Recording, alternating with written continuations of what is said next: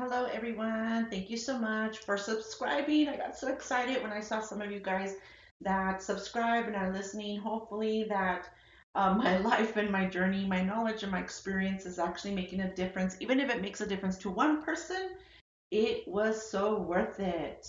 I love all the ideas that keep coming in. Keep them coming. I love all the different topics.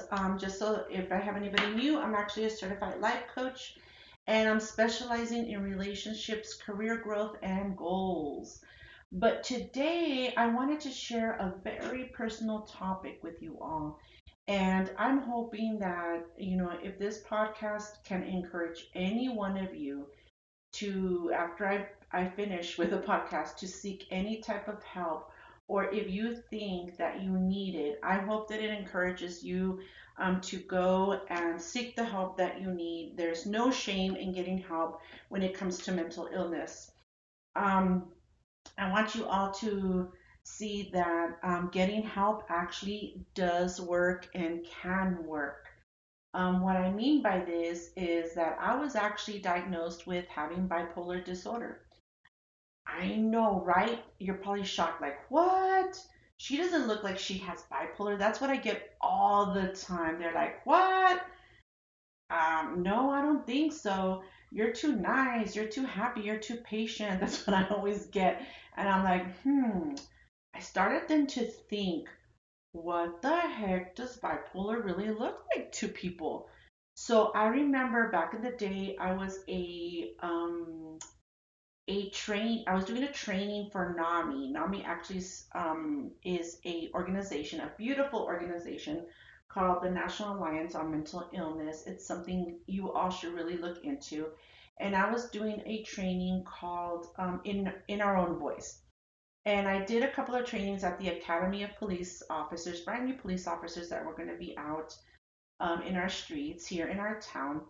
And before I even went in and started speaking, I actually asked, these soon to be cops, I asked them, okay, I want your opinion, your idea of what does bipolar look like? And it fascinated me that these were the answers I got. Oh, somebody that is lives out in the street, is homeless, is uncontrollable, is violent, doesn't give like doesn't like authority, um, throws things, very violent, very frustrating. And I thought, okay. I thought, wow. So when I first came into that room and I told them, okay, well, what are your guys' thought of me? I mean, you guys are looking at me, you know, and they stated, oh, you know what, you're very professional. I got some that says, oh, you know what, I know you're nice because when you actually came into the room, you smiled, you said hello. And then I got some that said, oh, you know what, you're very outgoing because for you to be up here and speaking to us, you must be an outgoing person since you're there. So of course I thanked them for the compliments. I was like, oh, I felt really nice with those compliments.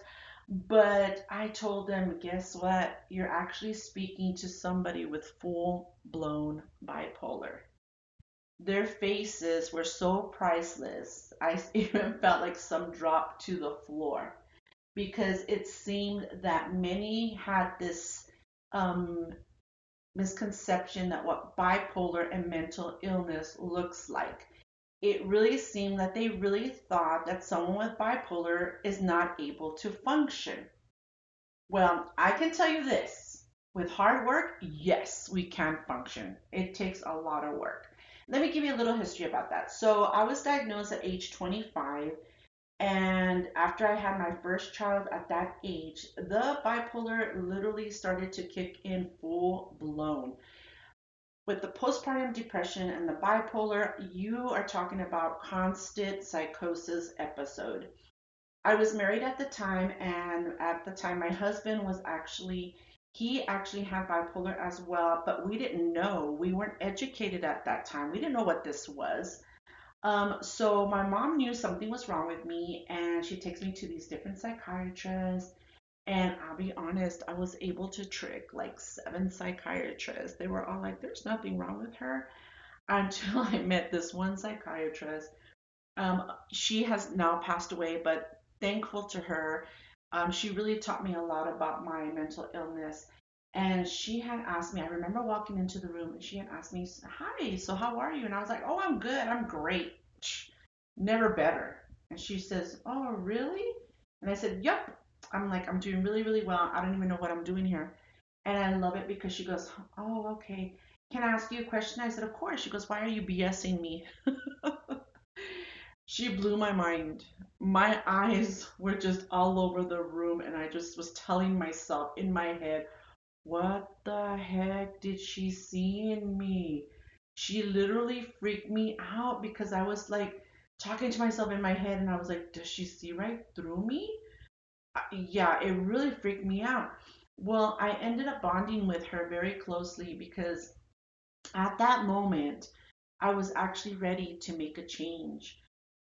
Because my last bipolar, episode or actually psychosis, I actually found myself, when I was 25 and I had the baby, he was just so little. He was like maybe no more than 8 months, and I was having a full blown psychosis. I couldn't handle, my situation.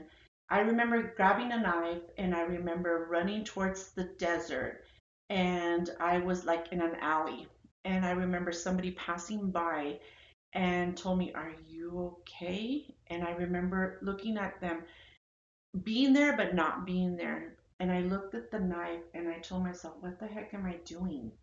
What am I really doing?" Um, it was that aha moment that said, "You know what? I'm tired. I am so tired." So around that same time is when I met my psychiatrist that I was telling you about, and that's when I decided I wanted to make a change. I needed to change. I didn't want to change for my parents. I didn't want to change for the world. I didn't want to change for my children. As bad as that sounds, because a lot of people say, "I want to change for my children." No, I didn't want to change for my children. I wanted to change for me because I knew that making this change was going to be better for everyone else, which included my parents, society, and my children. But I had to do it for me. I was so physically and mentally exhausted. This bipolar just took a toll. Why? Because when you have bipolar, you have these great highs. You feel like you are flying high as a kite. You feel like you can conquer the world. I went shopping. I felt so happy, and nothing could stop me. And then actually, boom, down to the depression times. My body literally hurt. I felt useless. I felt worthless. I felt like a nobody. And I just started to think, how in the world am I going to pay for all of these shopping sprees when I was high? I was so tired of being not able to regulate my emotions, of going from 0 to 10 in a heartbeat, meaning that I could be so mad in a heartbeat, or I could be so low in a heartbeat. And it was just so exhausting. It was so frustrating. It was so irritating. I hated that I just had no memory of things. Till this day, there's certain time periods that I literally forgot. My problem solving was just not there. I just could not concentrate. Now, many always ask me, well, is bipolar curable? Well, unfortunately, it's not. Mine isn't. Mine actually is a medical brain disorder. Just like somebody has diabetes and they need to take medication for their diabetes, it's the same thing with me. If somebody has high blood pressure and they need to take medication for their high blood pressure, well, guess what? I have to take medication for my brain disorder. Now, this medication helps me personally. Okay, it might not help everybody, but me personally, it actually helps me balance that serotonin and that dopamine. But the meds are not the solution. That's only a little fraction of what helps. There were other things that had to be done along with my medication in order to be where I'm at today. Now, in part two, because I didn't want to make this too long, in part two, in what she's functional and she has bipolar, I'm going to explain what was those little other pieces that I had to do. But until next time on part two, you will find out what really worked. How did I become so functional? How did I become so successful? Um, you'll be able to find that answer. Just so you all know that I told you guys I was so excited because my website is up and running. Please take a look at it if you can at www.deep slash or yeah, that little line, deep line within .com, or you can also email me. I know that I've been asked about the subscription. Yes, you can subscribe. I am noticing that people are subscribing and it is coming through. So, yay! Thank you so much for your support. I appreciate it so much. Until next time, when you get part two, and hear about my experience and my life, that I just love to be an open book to all of you guys. Until next time, thank you for listening.